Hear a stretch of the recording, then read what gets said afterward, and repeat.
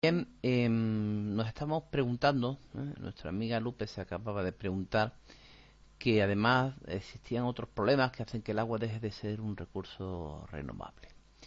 Y nos planteaba la siguiente pregunta, dice, fíjate las siguientes imágenes, ¿cree que este agua se puede utilizar? Nos ponen cuatro imágenes y vamos a ir explicando cada una de ellas. Tenemos aquí un río eutrófico, tenemos aquí otra por contaminación de vertido, aquí tenemos agua por contaminación de vertidos orgánicos, purines, y agua también debido a la extracción a la actividad minera. Bien, pues la respuesta clara es clara, no. El origen de la contaminación de los ríos y los lagos es muy diverso. Es decir, el agua de ríos y lagos se puede contaminar por muchas causas. Existe una contaminación de origen natural que consiste en la presencia en el agua de sustancias que no provienen de la acción humana. ¿De acuerdo? Hay una contaminación, pues puede haber microbios en determinados ríos, incluso aunque parezcan de aguas cristalinas, pues puede haber una contaminación. No olvidemos que estos son microorganismos y que solo son visibles a nivel de microscopio. Pero en las imágenes que hemos visto anteriormente, la contaminación es producida por el ser humano. Es decir, una cosa importante, que yo vaya a un río y encuentre el agua y a mí me parezca cristalina, no me asegura que ese río o ese manantial o lo que fuese no pueda tener una contaminación que evidentemente no es accesible a los humanos, una contaminación microscópica o bien química o bien incluso por bacterias o algún tipo de microbios que están presentes en el agua y además de forma natural. Tampoco tenemos que echarle siempre de toda la culpa al hombre. Es verdad que el hombre es responsable de muchos de los males que afectan al planeta, pero hay otros muchos que no son responsabilidad suya. Y hay veces que los ríos pueden estar perfectamente limpios a nivel químico y sin embargo a nivel microbiológico pues no ser aptos para el consumo. Bien, pero nosotros nos vamos a centrar en estas cuatro imágenes. Bien, contaminación del agua. Veamos cuáles son algunas de las causas de la contaminación del agua. En la imagen 30, es decir, en esta de aquí, vemos un río eutrófico. ¿Qué es? Pues un río con las aguas verdes debido a la flora de cianobacterias que hay en él. Es una contaminación por nutrientes vegetales inorgánicos, es decir, las cianobacterias, que son un tipo especial de bacterias, se han multiplicado tanto ¿eh? Que han llegado a contaminar, ese agua y produce lo que se conoce como la eutrofización de las aguas, ¿vale? Un término un poco difícil de repetir, pero eutrofización de las aguas, ¿vale? Cuando las algas y los vegetales mueren, el agua es maloliente e inutilizable. Bueno, aquí en la imagen 31, pues vemos un vertido orgánico de un buque, vertido de petróleo, que desgraciadamente es más habitual de lo que parece. Tenemos desgraciados ejemplos como el Exxon Valdez, como el Prestige o como aquí más cerquita, en Andalucía, en la bahía de Algeciras, donde en multitud de ocasiones pues han varado, eh, ha habido accidentes, bueno, y no hace poco, ahora en Italia tienen el miedo a que el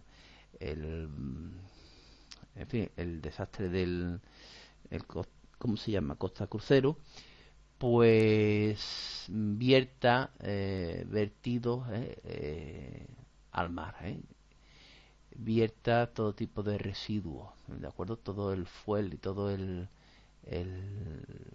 combustible que llevan los buques para navegar, pues cada vez que hay un problema o un accidente, pues se puede vertir al mar produciendo considerable pues en fin, catástrofes ecológicas, donde se ven afectados pues la fauna y la flora de la zona y en fin, una grave consecuencia.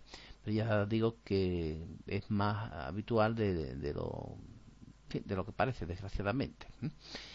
Bien, tenemos, ya hemos dicho, compuestos orgánicos como el petróleo, gasolina, plástico, plaguicidas, disolventes, y cada vez que se produce un accidente, pues siempre existe este peligro, siempre existe este peligro de vertido de estos barcos al mar, con graves consecuencias.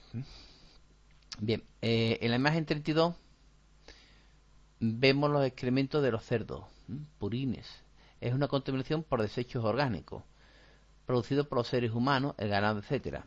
Si estos desechos se encuentran en exceso, la proliferación de bacterias agota el oxígeno, es decir, las bacterias se multiplican tanto que consumen todo el oxígeno y entonces ya no pueden vivir los peces ni otros seres vivos. Bueno, nosotros tenemos que muy cerquita nuestro río, que habría que hacer esfuerzos para considerar, para conseguir que nuestro río fuese un río con unas aguas pues en condiciones. No tenemos que irnos muy lejos, desgraciadamente, para ver cómo la contaminación pues puede afectar. Claro, la verdad es que es difícil resolver este asunto. Es difícil, pero hay que buscar soluciones que permitan tener un río con una calidad de aguas aceptable y que no sin impedir el progreso y desarrollo de una zona, pero es difícil, no es un problema fácil, ¿de acuerdo? Y por supuesto un problema que implica pues el tener que hacer grandes inversiones y quizás modificar la ley también, ¿no? Bien, como hemos dicho, si estos desechos se encuentran en acceso, pues la proliferación de bacterias agota el oxígeno y ya no pueden vivir peces y otros seres vivos. Bien, en la imagen 33, en esta de aquí, vemos los vertidos de una mina. Es una contaminación por sustancias químicas inorgánicas. En este grupo están incluidos ácidos, sales y metales tóxicos, como el mercurio y el plomo. Si están en cantidades altas, pueden causar graves daños a los seres vivos, disminuir los rendimientos agrícolas y correr los equipos, ¿de acuerdo? Hubo un desastre conocido, bastante conocido y muy cercano a nosotros, como el desastre de Aznalcóllar, donde se rompió la balsa de decantación de una mina de pirita y esa contaminación pues fue arrastrada por las aguas que llevaban disueltos numerosos metales pesados. Es decir, que nosotros desgraciadamente tenemos ejemplos de contaminación química inorgánica, como en el desastre de Aznalcóllar, de contaminación por vertidos de petróleo, como en el caso del Prestige o casos de barcos que han encallado en Algeciras, en las proximidades del Peñón de Gibraltar, y bueno, en fin, todo esto tiene un impacto medioambiental grande, ¿no? Habría que conseguir que minimizar estos accidentes, aunque evidentemente los accidentes pues ocurren, pero habría que invertir bastante más dinero en medidas de seguridad y probablemente cambiar la legislación para evitar que buques que no estén en condiciones puedan circular, puedan navegar por nuestros mares y también ser más restrictivos y más exigentes a la hora de pedir responsabilidades a industrias o a mineras, compañías mineras que trabajan en nuestra región, ¿no? Bien, pero ya digo que es un problema difícil, porque para el desarrollo implica una serie de procesos y lo que sí es verdad es que hay que tomar conciencia de ello y probablemente incluso partir de la modificación de leyes y ver cuáles son una solución que permita pues el desarrollo sin alterar el equilibrio ecológico. Bueno, tenemos otro ejemplo de contaminación del agua que no podemos ver, que no vemos, como es la contaminación por microorganismos, como virus, bacterias y protozoos, que transmiten enfermedades. Miren, esa contaminación de virus, bacterias y protozoos ha existido desde la antigüedad. O sea, no podemos ahora echarle todas las culpas o hacer decir que el desarrollo y el progreso es el responsable de todos los males que, que le pasan al medio ambiente. Ahí en la antigüedad había casos de enfermedades, como el cólera, como la difteria, como otros tipos de enfermedades como el paludismo, que se transmitían por el agua en malas condiciones, por virus, bacterias y protozoos que transmiten enfermedades. Ya lo hemos visto en temas anteriores, en temas de enfermedad y salud, ¿no? Y eso ahí en algunos casos no tiene lugar la acción del hombre. Es decir, que no debemos ser achacarle todo la contaminación y todos los males precisamente al hombre, ¿eh? Hay veces que eso es ajeno a él, ¿no? Como las zonas pantanosas, el paludismo que aparece en las zonas pantanosas, o el cólera, como hemos dicho, la difteria, en fin, otra multitud de enfermedades, ¿no? Que hemos visto en el tema anterior. Y luego hay también la contaminación por sustancias radiactivas, ¿m? Que se puede dar, pero es más difícil, porque eso significa que hay vertidos radiactivos y eso se puede controlar más. Pero sí es verdad que es mucho más fácil la contaminación térmica, es decir, para refrigerar las centrales hace falta enfriar el agua. O sea, el agua, en definitiva, la obtención de energía siempre se hace pasando el agua del estado sólido, perdón, del estado líquido al estado gaseoso, y luego este agua pues mueve unas turbinas y esas turbinas mueven una serie de mecanismos y engranajes en presencia de campos magnéticos. Bueno, en definitiva, que hay que mover unos mecanismos, y eso en muchos casos